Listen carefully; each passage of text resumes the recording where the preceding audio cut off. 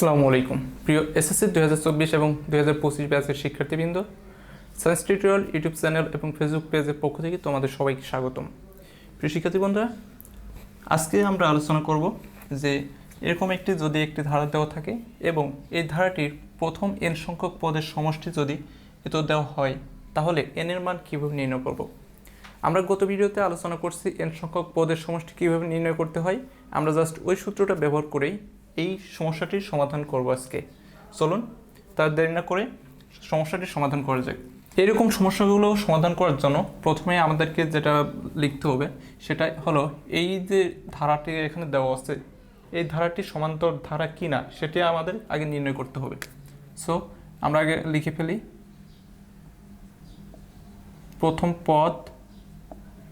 প্রথম পদকে এ দ্বারা প্রকাশ করা হয়, a = 2,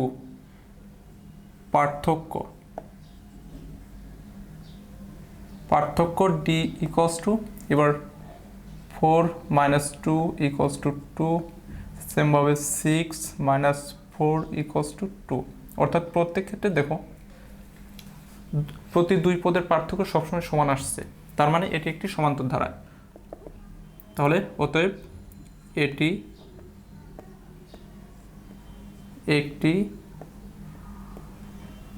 সমান্তর ধারা। ওকে, তাহলে আমাদের সমান্তর ধারা প্রমাণ করা হয়ে গেছে। এবার আমাদের জাস্ট কি করতে হবে, এখানে দেওয়া আছে যে n সংখ্যক পদের সমষ্টি যেহেতু 2550 দেওয়া আছে, তাহলে আমরা জাস্ট ওই n সংখ্যক পদের সমষ্টির যে সূত্রটা আছে ওই সূত্রটা ব্যবহার করে এই সমস্যাটি সমাধান করব। তাহলে কি লিখতে পারি, যে প্রশ্ন মতে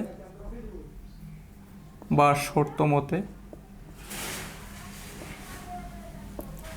n সংখ্যক পদের সমষ্টির সূত্র কি ছিল? সূত্র ছিল n/2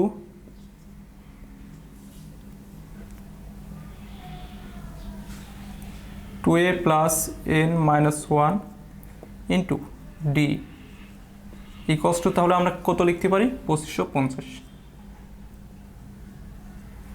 এখান থেকে আমরা জাস্ট কি করব, এর মান বসাবো, এই যে এর মান পাইছি, d এর মান বসাবো, d এর মান পাইছি। এখন জাস্ট এখান থেকে n এর মানটা বের করব। n এর মানটা বের করলে আমাদের সমস্যাটি সমাধান করা হয়ে যাবে। তাহলে এখানে n/2,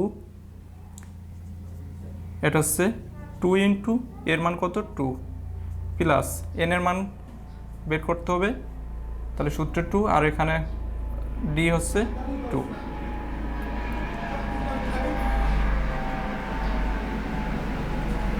গুড, এবার সবগুলো ক্যালকুলেশন করব। ক্যালকুলেশন করে n/2 এটা হচ্ছে 4 প্লাস 2 n-2 = 25। ওকে, এবার n/2 রেখে দিলাম, আর এখানে কত হচ্ছে, এখানে হচ্ছে +4 আর -2 হলে 2, তাহলে 2n + 2 এর মধ্যে 2 কমন নিলে থাকে n+1, এটা থেকে আর এর 2 কমন নিলাম। তাহলে এটা সমান আমরা কত লিখতে পারি? 2500। বা এখান থেকে এই 2 কেটে গেল, থাকে হচ্ছে শুধু n আর n+1 গুণ করলে আসে n² + n, আর এখানে 2550 আছে, 2550 এই পাশে চলে আসলে সেটা হয়ে যায় মাইনাস। তাহলে 2550 = 0। তাহলে এখানে দেখো আমাদের একটা দ্বিঘাত সমীকরণ হয়ে গেছে, অর্থাৎ মিডিল টার্ম হয়ে গেছে। এখন আমাদের এই মিডিল টার্ম করে এখান থেকে জাস্ট n এর মানটা আমাদের বের করতে হবে। n এর মানটা বের করতে হলে আমরা এখন মিডিল টার্মটা করে ফেলে উপরের সবগুলো মুছে দিচ্ছি।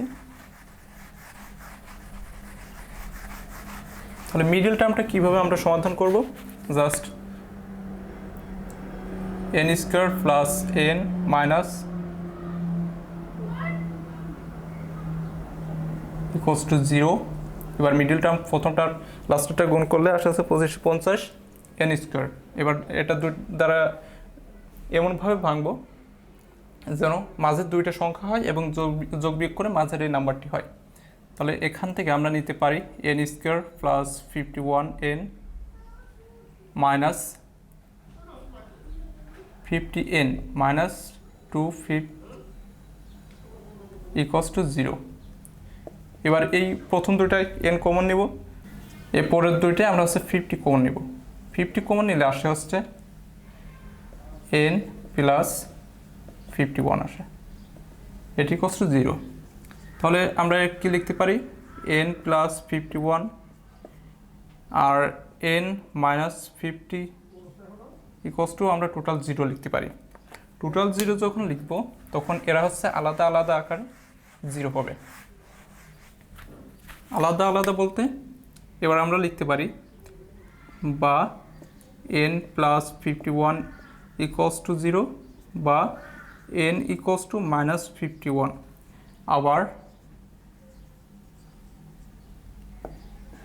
n মাইনাস 50 ইকুয়ালস টু 0 বা n ইকুয়ালস টু 50। তার মানে এখানে একটা আসছে মাইনাস 51 আর একটা আসছে প্লাস 50, কিন্তু পদ সংখ্যা তো কোনো সময় ঋণাত্মক হইতে পারে না, তার মানে এটা গ্রহণযোগ্য নয়। আর তাহলে পদ সংখ্যা কত হবে, তাহলে এটা হচ্ছে গ্রহণযোগ্য যেহেতু, তাহলে পদ সংখ্যা হবে 50। অতএব প্রদত্ত